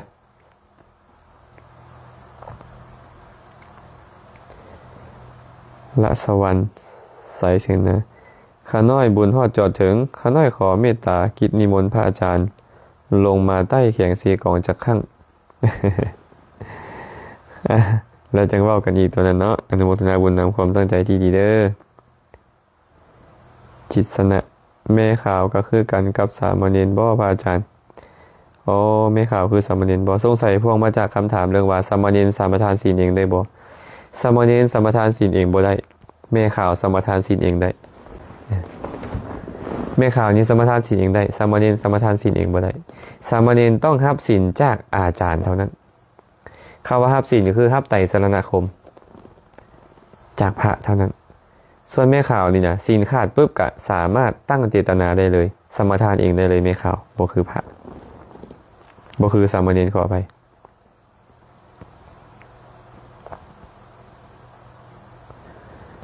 นิวรณ์5แม่นหยังข้าน้อยขอความอนุเคราะห์จากพระอาจารย์แซมช่วยอธิบายให้ข้าน้อยเข้าใจแจ่มแจ้งได้ข้าน้อยสาธุสาธุความจริงอธิบายไปเมื่อกี้แล้วเนาะได้อธิบายแล้วเด้อโอ้มื้อนี้แม่วิไลทองก็มาฟังเนาะขอให้มีความสุขเด้อแม่ทองเด้อชินาอ่านบางไหนบู๊เนี่ยอ่านชื่อ อ่านชื่อนี่ออกนกศิรินาวะ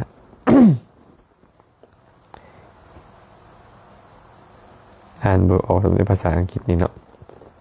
ข้าน้อยขออนุโมทนาบุญนำพระอาจารย์พร้อมเด้อข้าน้อยเจริญพรสาธุเด้อ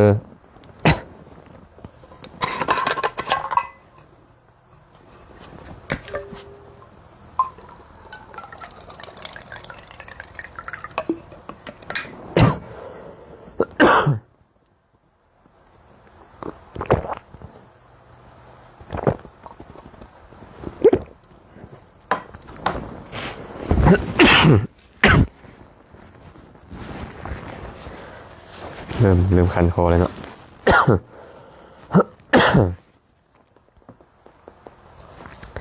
เบิร์ดสิริวันปะข้าน้อยมีเรื่องอยากถามเวลาข้าน้อยฟังธรรมะแต่ความคิดของข้าน้อยคิดไปแต่ทางอกุศลต้องละแบบใดข้าน้อยฟังธรรมะจิตใจคิดไปทางอกุศลแสดงว่าบ่ได้คิดตามธรรมเนาะเราก็ต้องน้อมใจให้ไปในกระแสของธรรมะเวลาฟังธรรมเราก็ต้องคิดไปใส่ใจไปตามกระแสของธรรมะแต่มันห้ามบ่ได้ดอกนะแม้แต่ฟังธรรมอยู่แม้แต่กราบไหว้พระเจ้าพระสงฆ์อยู่แม้แต่สาธยายธรรมอยู่นี่มันก็เป็นอกุศลในใจของเรานะแต่เราต้องสลัดมันให้ไวฮู้ว่าอกุศลเกิดขึ้นแล้วก็ต้องเฝ้าสลัดทิ่มฮู้ว่าอกุศลเกิดขึ้นแล้วก็ต้องเฝ้าสลัดทิ่มคำว่าสลัดทิ่มก็เป็นนึกถึงอย่างอื่นที่มันเป็นกุศลเราก็เฝ้าน้อมเข้ามาหากระแสของธรรมะคือเก่ามันเป็นปกติดอกที่เราสามารถเป็นไปนั้นได้เนาะ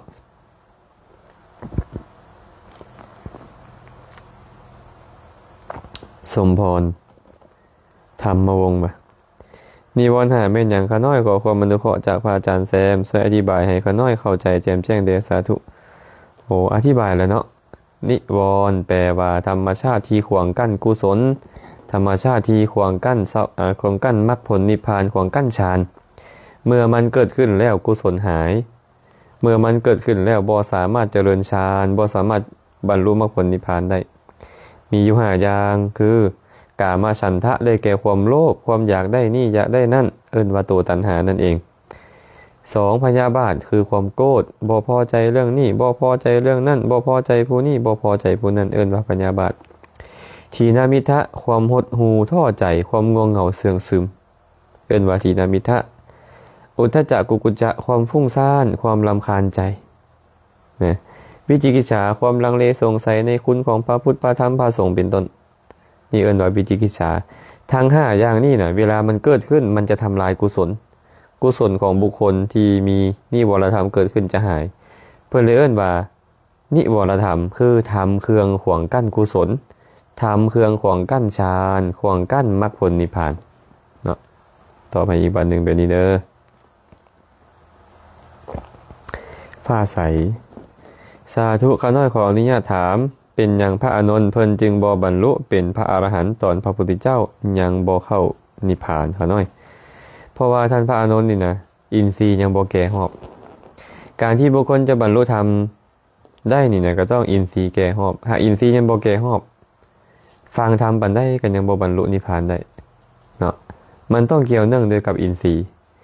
สร้างสมบุญบารมีมาดีแล้วบ่พออินทรีย์จะต้องแก่หอบก่อนเมื่อใดอินทรีย์แก่หอบมันก็จะบรรลุมรรคผลนิพพานได้เองเพราะฉะนั้นพวกเราก็เลยต้องพยายามปรับปรุงอินทรีย์ของพวกเราให้ดีมีศรัทธาวิริยะสติสมาธิปัญญานี่นะต้องแบบนั้นนะมานิถันทวงศ์กล่าวนมัสการพระอาจารย์การจะนั่งกรรมฐานสมาธิต้องสวดมนต์บทใดจังดีพระอาจารย์ บทใดก็ได้เนาะบทใดก็ได้แต่ว่าการจะเจริญกรรมฐานอีกอย่างต่างๆนี่มันบ่ได้เกี่ยวกับการสวดมนต์ก่อนดีบ่ดีสวดมนต์ก่อนให้ใจมันแช่มชื่นให้ใจมันเป็นสมาธิตั้งมั่นหน่อยนึงให้นิวรธรรมมันเบาบางเราจะค่อยมานั่งกำหนดกรรมฐานกำหนดลมหายใจเข้าออกบ่กำหนดคุณของพระพุทธเจ้าบ่หรือว่าแผ่เมตตาจิตไปในบุคคลใดบุคคลหนึ่งบ่จังซี่เป็นต้นเนาะจะสูตรบทใดก็ได้เด้อสูตรกรณียเมตตาสูตรบ่สวดรัตนสูตรบ่มงคลสูตรบ่ได้เมิดเลยได้หมดเลย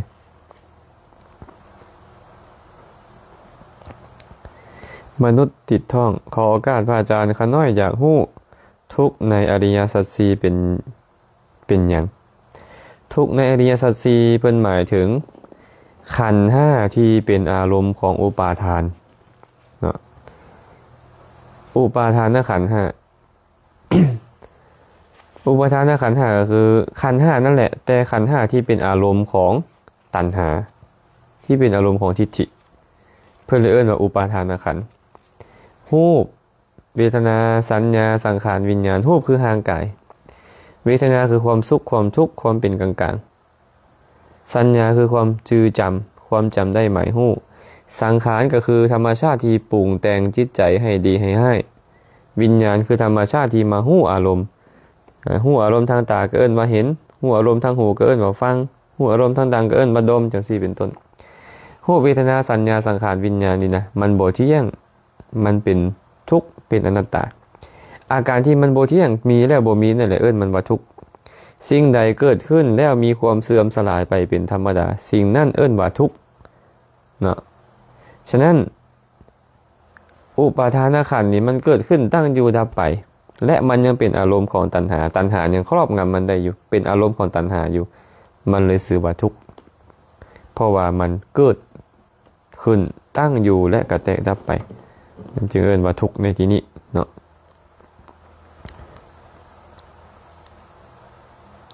เนี่ยสีวงใสสาธุสาธุสาธุข้าน้อยนอนนมัสการพระอาจารย์เจริญพรสาธุเด้อเวียงพุทธเพลงสวรรค์ กราบสาธุข้าน้อยอยากถามการที่ปลุกเสกเครื่องรางของขลังเฮ็ดน้ำมนต์สูตรรดน้ำตามวัดต่างๆทั้งที่บ่แม่นคำสอนของพระพุทธเจ้าแต่ละวัดหลายวัดเพิ่นยังกระทำอยู่ซึ่งนำพาให้คนหลงผิดงมงายสาธุอันนี้บ่เป็นถามเด้ออันนี้เพิ่นเล่าสู่เฮาฟัง เป็นเพียงคำบอกเราเนาะบ่เป็นคำถามเพิ่นบอกเราสู่เฮาฟังน้อมก้อนทองชัยกุลน้อมกราบอนุโมทนาสาธุเจ้าค่ะพระอาจารย์ได้ความรู้เพิ่มเติมเนาะเจ้าค่ะเจริญพรสาธุขอให้มีความสุขเด้อกราบนมัสการพระอาจารย์แซมข้าน้อยดาวันเนาะสาธุสาธุทองคำดวงพระจันทร์กราบนมัสการพระอาจารย์ข้าน้อยขอโอกาสถามได้ยินผู้เฒ่าเพิ่นเว้าว่าครูบาอาจารย์เข้ากล้องตารางเฮือนออกตนญาติโยมบ่ได้ผิดหยังบ่ข้าน้อยความจริงแล้วบ่ได้ผิดหยังดอกเนาะบ่ได้ผิดหยังเลยนะแต่ว่าคนผู้เฒ่าผู้แก่สมัยก่อนเขามักมีเครื่องรางของขลังเขาคันเข้าไปใต้ตารางคนล่ะคาถาเขาลุยอันเวทมนต์กลคาถาของพราหมณ์ของผีเขาเจ้านะมันมีกลอยู่หั่นเมื่อเธอเขาไปเอาสิ้นไว้เทิงเฮือนบ่เฮ็ดอีหยังอยู่เทิงเฮือนรอดตารางเขาละคาถาลุยอันนั้นก็เป็นเรื่องของความเข้าใจของคนที่เขามีเวทมนต์กลคาถาไปแต่ในพุทธศาสนาบ่เคยห้ามนะบ่เคยห้ามเข้ากองรางเฮือนบ่ได้เป็นหยังว่าง่ายก็คือเข้าไปใต้ตารางเฮือนก็บ่เป็นหยังเนาะต่อไปดีเด้อเป็นความเข้าใจของบุคคลกลุ่มคนนั้นๆบ่แม่นของคนทั่วไปบ่แม่นของพุทธศาสนาขอไปตุกตาทองทวีวงศ์น้อมกราบนมัสการพระอาจารย์ FC จากบ้านถ้ำเมืองท่าแขกแข่งคำมวลเน้อพระอาจารย์เจริญพรขอให้มีความสุขความเจริญเด้อ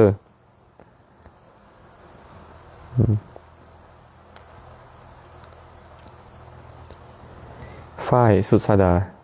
กราบนมัสการพระอาจารย์ข้าน้อยขอโอกาสถามถ้าเฮาสมาทานศีล8อุโบสถอยู่บ้านสามารถเฮ็ดการค้าขายได้บ่ข้าน้อย เพื่อนอาจจะไปฟังอาจารย์องค์หนึ่งอาจารย์องค์หนึ่งบอกว่าการรักษาศีลข้อ3พรหมจรรย์ คำว่าพรหมจรรย์นี่หมายถึงอยู่แบบใดพรหมจรรย์บ่เฮ็ดสิ่งที่บ่ประเสริฐอยู่แบบผู้ประเสริฐอยู่เหมือนพรหมเพิ่นว่าพรหมบ่มาค้าขายดอกคันพรหมบ่มาค้าขายผู้รักษาศีล8จึงบ่ควรค้าขายเป็นเรื่องเข้าใจผิดของอาจารย์องค์นั้นเองคำว่าอภรหมจรรย์พระพุทธเจ้าอธิบายไว้เองแล้วว่าพระอรหันต์ทั้งหลายบ่ประพฤติอภรหมจรรย์คือการเสพเมถุนธรรมอันเป็นธรรมของชาวบ้านตลอดชีวิตแม่ข้าพเจ้าก็จะสมาทานการประพฤติอภรหมจรรย์คือการเสพเมถุนธรรมอันเป็นธรรมของชาวบ้านนี้ตลอดมื้อหนึ่งคืนหนึ่งนี้คณะเพิ่นบอกไว้แล้วว่าการประพฤติอภรหมจรรย์บ่ประพฤติสิ่งที่บ่ประเสริฐนะคือบ่เสพเมถุนธรรมเนาะบ่ได้เกี่ยวกับการทำมาค้าขายญาติโยมรักษาศีล8อยู่บ้านก็ทำมาค้าขายได้ปกตินั่นแหละแต่อย่าไปตัวเขาก็พอเนาะอย่าไปตัวเขาก็ต้องฮู้เด้เนาะบ่ฆ่าสัตว์บ่ลักทรัพย์บ่ประพฤติบ่ประเสริฐคือเสพเมถุนบ่เว้าตัวบ่ดื่มน้ำเมาบ่ดีดสีตีเป่าเบิ่งหนังฟังเพลงบ่ทรงมาลาทัดดอกไม้ทาเครื่องรูปไล้ของหอมบ่นั่งบ่นอนที่นั่งที่นอนสูงใหญ่แล้วก็นี่แหละครบองค์ของอุโบสถเฮาองค์ของศีล8เฮาบ่เกี่ยวกับการทำมาค้าขายอีหยังเลยก็ทำมาค้าขายได้ปกติทำมาค้าขายได้ปกติบ่ผิดหยังเด้อบ่ผิดหยังสาวอนงว่ะหลวงอภัยบ่นมัสการข้าน้อยขอโอกาสถามจิตที่รู้สึกทุกข์สุขและอารมณ์อื่นๆไปในปัจจุบันแต่เมื่อตายไปแล้วยังแม่นจิตดวงนี้บ่ข้าน้อยที่ต้องไปรับวิบาก บ่มีอีหยังจักน้อยเลยในโลกนี้จะไปสู่โลกหน้าจิตเกิดขึ้นตอนใดดับตอนนั้นจิตเกิดขึ้นตอนใดและดับตอนนั้นเกิดขึ้นตั้งอยู่ดับไปเกิดขึ้นตั้งอยู่ดับไปตลอดเวลาเลยจิตดวงนี้บ่แม่นจิตดวงต่อไปเนาะฉะนั้นหลังจากตายปุ๊บจิตดวงใหม่เกิดขึ้นในภพใหม่แต่ แต่ว่ามันเนื่องกันอย่างเช่นตัวอาจารย์เองนี่นะตอนอาจารย์ยังน้อยๆแม่นอาจารย์บ่ก็แม่นนั่นแหละแต่ว่าตอนน้อยกับตอนนี้อันเดียวกันบ่คนละตอนแล้วตอนน้อยยังอยู่บ่ยังอยู่แล้วดับไปแล้วแต่ว่ามันเนื่องจากตอนยังน้อยจังค่อยมีตอนนี้คือกันเลยไอ้จิตที่ไปรับสุขรับทุกข์ในอนาคตนั่นนะเป็นจิตที่เนื่องด้วยจิตดวงเก่านี้แต่บ่แม่นจิตดวงเก่าจิตดวงเก่าเกิดขึ้นดับไปดวงใหม่เกิดขึ้นดวงเก่าดับไปดวงใหม่เกิดขึ้นมันหมุนกันอยู่แบบนี้แตกดับไปดวงสุดท้ายของภพเอิ้นว่าจุติจิตเมื่อจุติจิตเกิดขึ้นดับไปมันดับแล้วบ่มีอีหยังไปสู่ภพหน้าแล้วเป็นปัจจัยให้มีปฏิสนธิจิตดวงใหม่เกิดขึ้นในภพหน้าเอิ้นว่าเกิดในภพใหม่ก็บ่แม่นดวงเก่าแล้วเนาะอันนี้ต่อไปนี้เด้อหากอยากเข้าใจให้แจ่มแจ้งก็ลองไปศึกษาอภิธรรมจะได้เข้าใจว่ากลไกของจิตมันเป็นแบบใดเนาะหัดไสยสอนพระอาจารย์บ่สบายเซาแล้วบ่ก็น้อยก็ดีขึ้นหลายแล้วเด้อดีขึ้นหลายแล้ว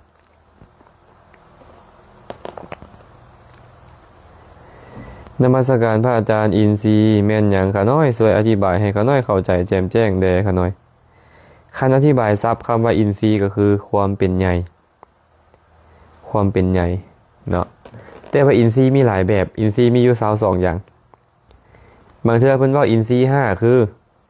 ตาหูขออภัยอินทรีย์5คือสัตทินทรีย์วิริยินทรีย์สัตตินทรีย์สมาธินทรีย์ปัญญินทรีย์ก็มีอินทรีย์คือศรัทธาอินทรีย์คือวิริยะอินทรีย์คือสติอินทรีย์คือ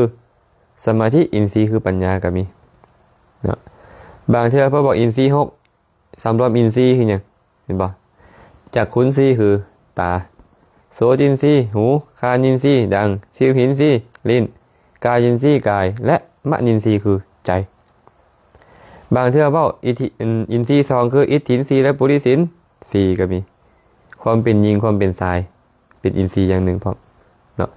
ฉะนั้นอินทรีย์จึงมีหลายอย่างบางเทื่อบอกว่าอินทรีย์5อินทรีย์5มีอย่างใดสุขินทรีย์ทุกขินทรีย์โสมนัสสินทรีย์โทมนัสสินทรีย์อุเบกขินทรีย์เว้าเรื่องของเวทนา5เป็นอินทรีย์ก็มีบางเทื่ออนัญญตัญญสามีตินทรีย์อัญญินทรีย์อัญญาตาวินทรีย์เป็นชื่อของปัญญาในมรรคในผล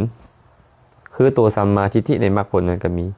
แล้วแต่ว่าเพิ่นสิไปอธิบายอินทรีย์นั้นในพระสูตรใดเจาะจงอยากเว้าหยังแต่ว่าคำว่าอินทรีย์หมายถึงความเป็นใหญ่ความเป็นใหญ่ในการดำเนินไปในธรรมนั้นๆเนาะจะบอกว่ามันแม่นอีหยังแท้อันใดแท้โอ้คำถามเพิ่นหลายแบบพวกนี้นี่ซื้อหยังซื้อเดือนวะ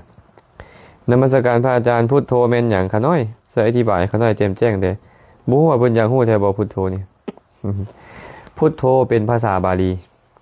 มาจากพุทธธาตุที่แปลว่าฮู้มาลง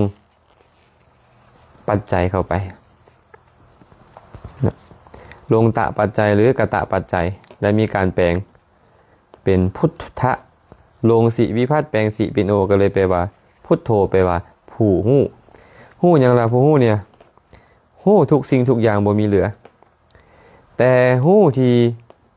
เป็นเหตุให้เป็นพุทธะได้นี่ก็คือฮู้ทุกตามความเป็นจริงฮู้เหตุเกิดทุกตามความเป็นจริงฮู้เหตุดับทุกตามความเป็นจริงให้ฮู้ทางไปสู่ความดับทุกตามความเป็นจริงแล้วได้สัพพัญญุตญาณมาสัพพัญญุตญาณนั่นแหละเป็นเหตุให้ฮู้ทุกสิ่งทุกอย่างนี่เอิ้นว่าพุทธะแต่หากว่าสภาวะของมันก็คือตัวปัญญาปัญญานั่นแหละเอิ้นว่าพุทธะเนาะหวังว่าจะเข้าใจเนาะโอ้พระอาจารย์ขยายคำว่ามนดบได้กันหน่อยสร้างมนดบก็คือพวกนั่นแหละเนาะศาลาที่บ่มีหลังคาเป็นต้นเนาะเป็นมนดบ มันอยู่ในพวกเสนาสนะเป็นพวกเสนาสนะ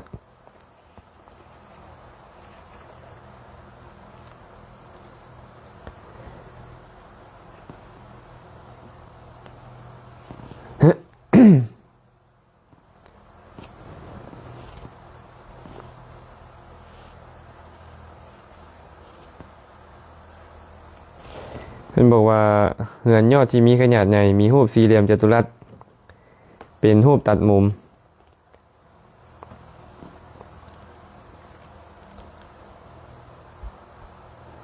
หลังคาที่เป็นทรงเหมือนกับจอมแหเป็นปะ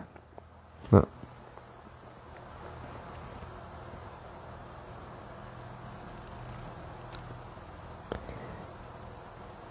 ประมาณนั่นแหละมนดบ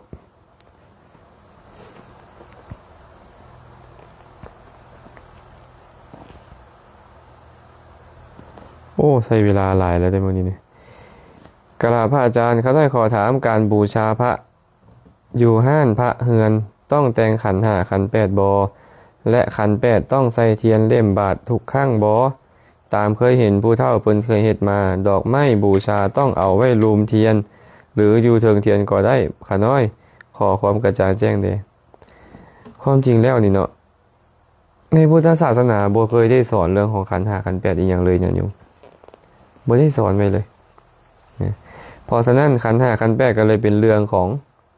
ผู้เฒ่าโบราณเราเฮาเท่านั้นเองเนาะแต่ว่าการบูชาเนี่ยพระพุทธเจ้าสอนบ่สอนบูชาด้วยดอกไม้ด้วยของหอมด้วยประทีปธูปเทียนทั้งหลายบูชาด้วยผ้าพรเท่าสบายบูชาได้ฉะนั้นขันห้ามีหรือบ่มีก็ได้ขันแปดมีหรือบ่มีก็ได้จะใส่เทียนเล่มบาทหรือบ่ใส่เทียนละบาทแล้วแต่ความสะดวกของเฮาจะเอาเทียนไว้ถึงดอกไม้ไว้รุมแล้วแต่เฮาต้องการจะให้เป็นแบบใดที่มันสวยงามที่คิดว่าอยากจะน้อมบูชาคุณของพระพุทธเจ้าได้เนาะบ่จำเป็นว่าต้องมีขันห้าต้องมีขันแปดทุกเทื่อบ่จำเป็นว่าต้องมีเทียนเล่มบาทหรือบ่มีเทียนเล่มบาทจะบูชาแบบใดได้ทั้งหมดเลยบ่ผิดเด้อเฮ็ดแบบใดก็บ่ผิดเด้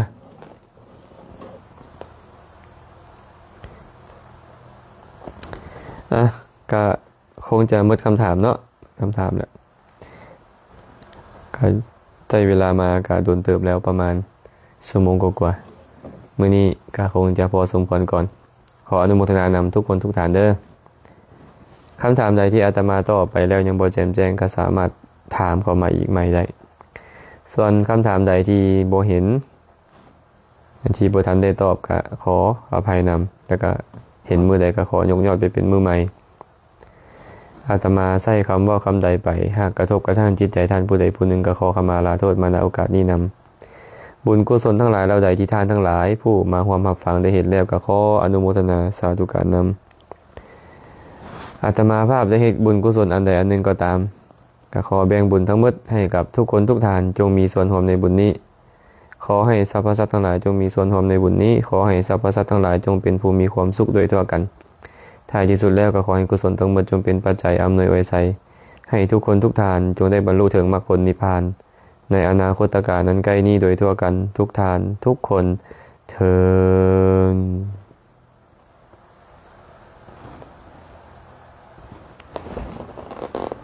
การอันไกลนี้โดยทั่วกันทุกท่านทุกคนเทอญมาเพื่อใช้ชีวิตคุ้มค่าเกิดมาทำไมเกิดมาเพื่อสร้างเมตตาไมตรีเกิดมาทำไมเกิดมาแล้วทั้งทีเกิดมาเพื่อทำความดีก็เกิดประโยชน์ล้ำคุณค่าอธิษฐานจิตขอให้คิดพูดทำดีมันอธิษฐานจิตขอให้ชีวันห่างไกลชั่วช้าอธิษฐานจิตให้มีกัลยาณมิตรคู่ชีวาอธิษฐานจิตอีกครา